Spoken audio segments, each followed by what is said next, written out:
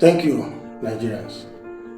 I've seen a lot of viral videos where Igbos in Lagos were being threatened to vote for a particular candidate. The question is, why are they bringing this thing to the Igbos? Please, let's get some facts very clear. First, Section 14, Subsection 1 of the Nigerian Constitution, as amended, said that the Federal Republic of Nigeria shall be a state based on principles of democracy and social justice.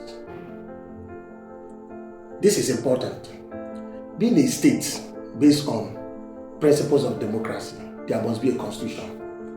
Now let's go to the Nigerian Constitution. Section 1, Subsection 1 of the Nigerian Constitution clearly states that this constitution is supreme and its provisions shall have binding forces over all persons and authorities throughout the Federal Republic of Nigeria. He didn't say some persons, he said all persons and authorities throughout the Federal Republic of Nigeria. This is important because most times you hear about Lagosians, you hear about this and that, Igbos, blah blah blah.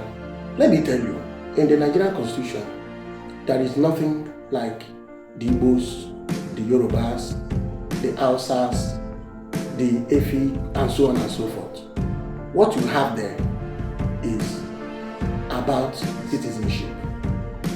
Chapter 2 of the Nigerian Constitution clearly defines how to acquire Nigerian citizenship. Most of us acquired our citizenship by birth. There is nothing like state of origin in the current Nigerian Constitution. This is important. Why is important is because for you to be threatening Igbos in Lagos, it means those people threatening them are totally ignorant of the Nigerian Constitution. And I must let you know that Section 22 of the Criminal Code states that ignorance of the law is no excuse. You don't say you are now aware that there is nothing like state of origin in the Nigerian Constitution. That Section 25 defines how to get Nigerian citizenship. And I've said it. Chapter 2 of the Nigerian Constitution. It tells you how to acquire Nigerian citizenship. Just like I earlier said, most of us are citizens of Nigeria by birth. So nobody is more Lagosian than the other. Section 41 of the Nigerian Constitution gives every citizen the right to move and reside in any part of Nigeria. It means an Nigerian can go to Lagos and stay in Lagos. You have no rights to relocate him back to Anambra. The same way somebody from Zamfara can go to Bayelsa and stay. Now let me tell you more. Section 43 of the Nigerian Constitution gives every citizen the right to acquire and own immovable property, which land is included. So somebody from Enugu can go to Lagos and buy a piece of land and buy a property and live there, or he may decide to do his business there. So these things are clear in the Constitution. Now, when it is time to pay tax to the Lagos state government, nobody talks about, oh, you are not from Lagos, so you are not supposed to pay tax. When it is time to levy the people staying in Lagos, then you will not say, oh, you are not a Lagosian, so you are not supposed to pay your tax. But now, when it comes for them to exercise their constitutional right of choosing their own leader, you remember, they are not from Lagos. Just like I've said earlier, nothing like state of origin in the Nigerian Constitution. What we have there is how to acquire Nigerian citizenship, and we are all Nigerians. Some great nations don't believe in this tribe and state of origin. Like in America, Americans see themselves as Americans first before considering their state or possibly their tribe, if there's anything like that. But in Nigeria here, we see ourselves as, okay, I'm from this tribe first before bringing the fact that we are Nigerians. Please, my people, let us stop this rubbish if we intend developing as a nation. We cannot continue in this, I will call it madness. Section 42 of the Nigerian Constitution is clear. It says that nobody will be deprived of his right or discriminated against by virtue of that person's place of origin, sex, political opinion, or any other thing. We are all Nigerians. What is good for the goose should also be good for the gander. If an Igbo man in Lagos decides to vote for Accord, that is his right. You cannot threaten him. Section 42 is clear on that. Don't ever threaten him. Now, if he decides to vote for APC, that is his own belief, and that is it. Please let us build a nation. And let me tell you, I don't care what Lagos state law says, but the Nigerian Constitution is clear.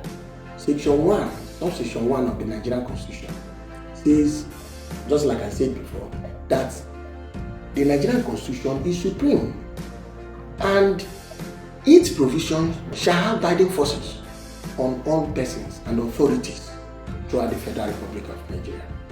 Also, the people that drafted the Constitution envisaged a situation where the Nigerian Constitution could clash with another law made in the state or whatever. That's why they inserted subsection 3 of that section 1 of the Nigerian Constitution as amended. Clearly states that if any other law is inconsistent with the provisions of this Nigerian Constitution, that first, the Nigerian Constitution shall prevail, and that other law shall, to the extent of the inconsistency, be void.